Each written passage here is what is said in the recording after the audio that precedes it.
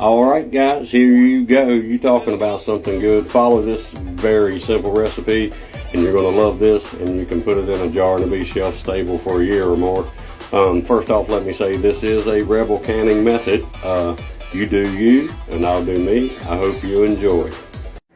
Alright, so the first thing we're going to do is take a pound of sausage and we're going to put it in a cast iron skillet. Use whatever skillet you want, but we're going to fry it up till it gets brown. Once it gets brown, we're going to sprinkle a 1/4 cup of flour on top, and then we're just going to mix it in really good and make sure that flour gets all absorbed into the sausage and the grease that's there. You want the flour to sort of get like a cooked taste. You don't want it to burn, but you want to get like a cooked taste. That's what'll give it that brown color. We just mix it in real good, and then we're going to add 4 cups of milk in there. And you're going to turn the heat up. Add a teaspoon of salt, a teaspoon of black pepper, and then you're just going to stir this together.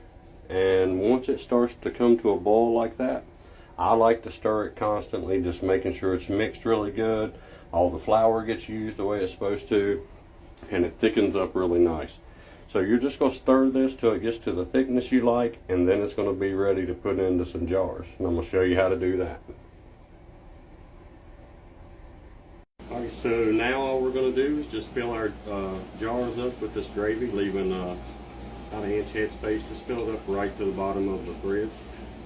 Make sure you sterilize your jars. We put these in the oven at 220 for about 20 minutes. Just has them warm because we're putting warm gravy in there.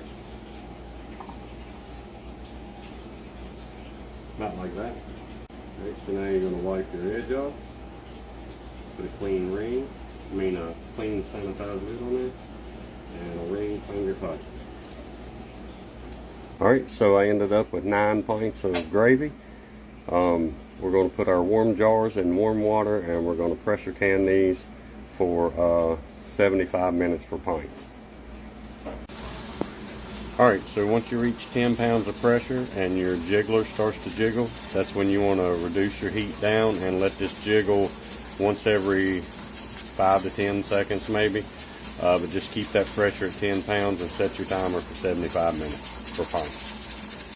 Alright, after your time's up, you remove it from the stove and let your canner depressurize before you touch it again, and then you'll take your jars out to let them seal. Alright, and after your canner depressurizes, you should have beautiful sausage gravy that looks like this.